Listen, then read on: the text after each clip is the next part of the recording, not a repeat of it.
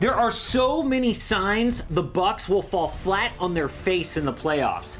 It'll be a WWE style beatdown like the Bucks practice before games. The Lopez brothers will go to Disney much earlier than expected. That is seriously what one group of people think about the Bucks, but there are way more signs that we're just now entering a Bucks dynasty. So which one is it? Well, I'm gonna tell you right off the bat, I don't know. Because of course I don't know. Breaking news, I can't tell the future. But what I do know is exactly why a lot of people, really smart basketball people, think that the Bucks could be a fraud and this entire year of dominance is BS. And if that sounds crazy to you, good, because I can promise you, you will look at the Bucks differently by the end of this video. Hey guys, it's Casey Kiernan, host the AM Hoops YouTube channel, also host the AM Hoops podcast. Go check out the pod wherever you listen to podcasts. Hit subscribe, coming out with 5 quality NBA videos Monday through Friday, all dropping at 6 Eastern. Say what's up on Twitter at Casey Kiernan and over on IG at AM Hoops. Look, I think if it didn't say Bucks or Lakers or Clippers on these jerseys, or if we didn't know anything about any of these players or teams, I think the Bucks would be like Warrior level favorites. People would say, oh, it's over. The NBA is so boring. Just give the Bucks the championship. But instead they're saying it's wide open. The title is up for grabs like it hasn't been in years. But based on the regular season, it's not. The Bucks are historically great. They are better than all but one of those Warrior teams. They have a plus 11.6 point differential per 100 possessions as of this video. And that basically means for you non-nerds, they blow people out. Giannis only plays like 30 minutes a game too. The Bucks defense is ridiculous. They allow 101.5 points per 100 possessions. That is 3.6 fewer than Toronto, who has the second best defense. That's the same difference between the Raptors and the Magic. That is how much better the Bucks are at defense. They're on pace to be just the 3rd team ever to win 70 plus games. Bottom line, they're not just better than everyone else, they are a lot better than every other team in the NBA. But everyone's still doubting them. In Las Vegas, they say they're only a little bit better than the other teams favored to win the title.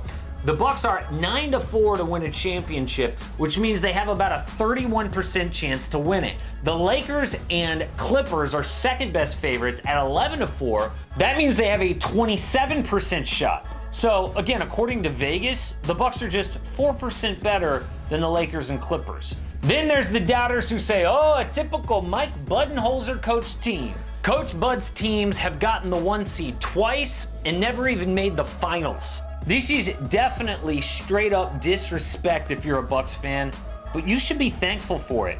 That disrespect has created a chip on this team's shoulder that you rarely see in a dominant team.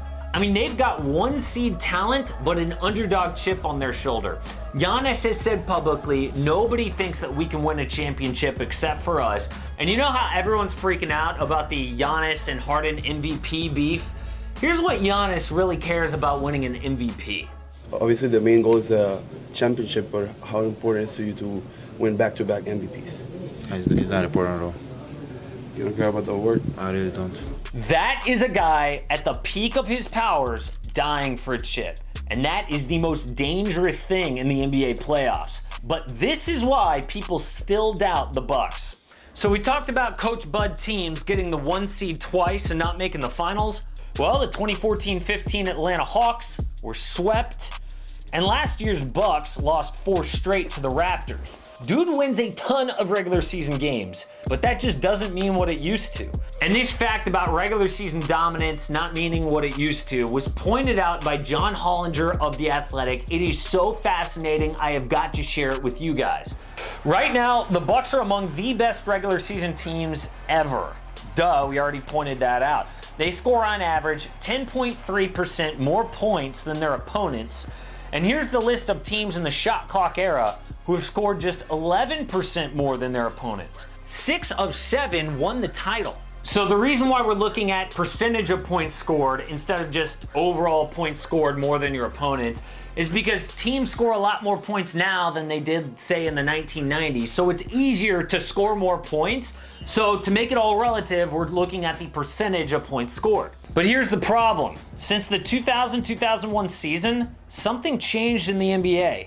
It looks like teams found out about the switch, that they could coast some in the regular season, then flip a switch in the playoffs. This is a list of the greatest scoring margins every single season since 2000-2001. Only 7 won a championship. 12 did not.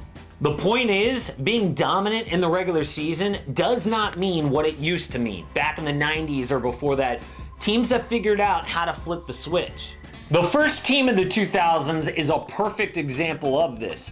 The 2001 Spurs were the best team in the regular season by scoring margin. The Lakers had the 8th best scoring margin. They went 56-26. In the playoffs, though, the Lakers flipped the switch and won 15 of 16 games, cruising to a championship. Yeah, the Bucks are dominant in the regular season, but of course they are. They've got a motivated MVP on their team, and they play great defense in the regular season, which is rare. So a lot of their games are blowouts with Giannis just sitting on the bench. Milwaukee rarely finds themselves in a pressure situation, and the later rounds of the playoffs are nothing but pressure. How will Giannis, his teammates, Coach Mike Budenholzer all react when teams like the Raptors, Celtics, Heat, or Sixers get them in close games? Not if, but when it happens. And how to get the Bucks in a close game is no secret. We've seen it a few times in this regular season. The way to beat the Bucks is to hit a ton of three-pointers. The Bucks allow more three-pointers than any team in the NBA. 13.8. Look at those other teams right there at the top of the list. It's a lot of really bad defenses. But of course that means you cannot buy a two-point shot against the Bucks. They allow the fewest two-pointers in the NBA. Now the Bucks have only 9 losses this year, but 8 of them have something in common. The Bucks' opponent shot better than them from downtown. Teams like the Nuggets and Sixers, in fact, had a season-best game from 3. Now you can look at that one of two ways. Either a team needs to play out of their mind from beyond the arc to beat the Bucks, or this is a legitimate blueprint. The good news for Milwaukee is only the Raptors, Heat, and Nets are top 10 in three-point attempts or makes in the East. Brooklyn, of course, doesn't have Kyrie from here on out, so really it's just the Heat and the Raptors that are threats. The West is another story. So the Bucks will just give you threes. They're basically betting that a team isn't going to get super hot from downtown for an entire 7-game series.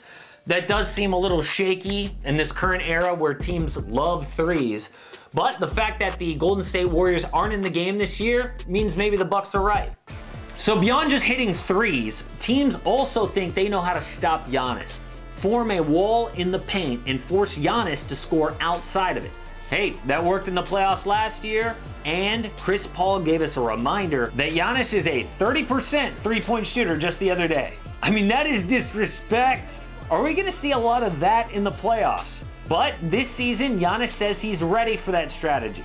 He said, quote, "Last year I was stubborn. This year, I want to win a championship. If there are 5 people in front of me who want to hold me back from that goal, there are 4 guys on the court who will make plays. That's what makes us dangerous." And you know what? Giannis is right. His teammates are a lot better this year. When teams form a wall in the paint, the Bucks don't need Giannis to hit threes. His teammates can get the win instead.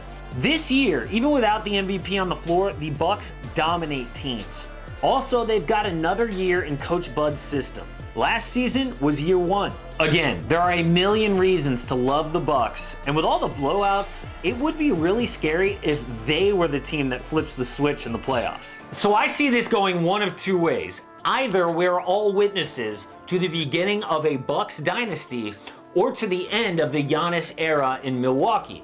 Now, if you're a Bucks fan, you would say there were doubters of the Golden State Warriors before their dynasty. The traditional thinking sounded something like this. Ernest, I have said the exact same thing for 16 years here. I don't like jump shooting teams. I don't think you can win the championship beating good teams shooting jumpers.